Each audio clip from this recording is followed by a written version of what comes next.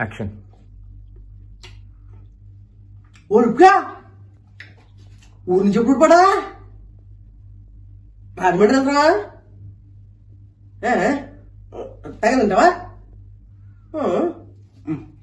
వదరా తీపులు వచ్చేస్తాయి.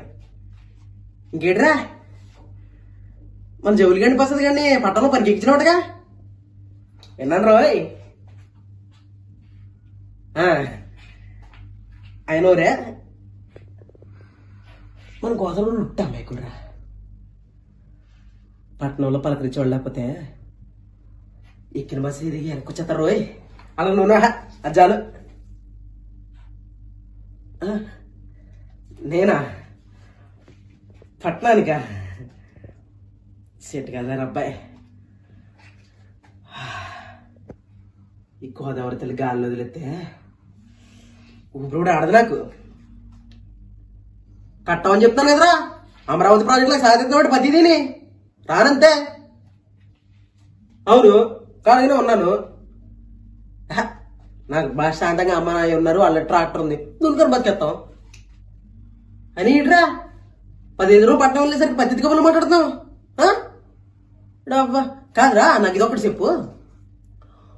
పొద్దున్నే లేచి అలా పాలకొల్లు వెళ్ళి దెబ్బ రొట్టి తిని ఒక కప్పు టీ తాగి బయటకు వచ్చి మధ్యలో కాకినాడ దగ్గర ఒక గొట్టం కాజా తిని అలా సాయంత్రానికి వచ్చేసి అమ్మ చేతి టీ తాగి ప్రశాంతం కూర్చునే జీవితం ఉన్నాడు నీకే? లేదు కదా. హైదరాబాద్ ఎట్లా జీవితావు నువ్వు? లేదు. ఇవన్నీ నాకున్నారు రోయ్.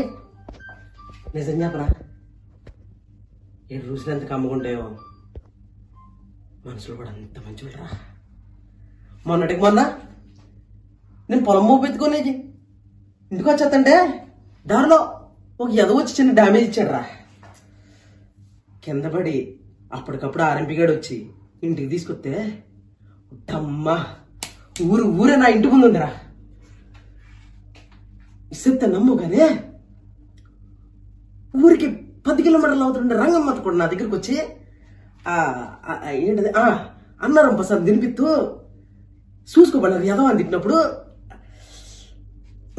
కింద పడ్డది కాదురా, వాళ్ళందరినీ కంగారు పెట్టించినందుకు వచ్చిందిరా నొప్పి. ఎట్లాంటి మనుషులు ఉంటారా నీ సిటీలోనా?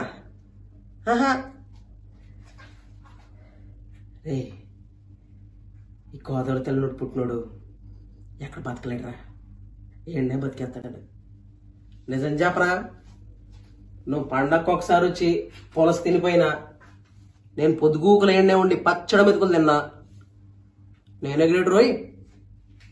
వెళ్ళు వెనక్కి తిరుగుతాడు తోతుకుడు నేదా.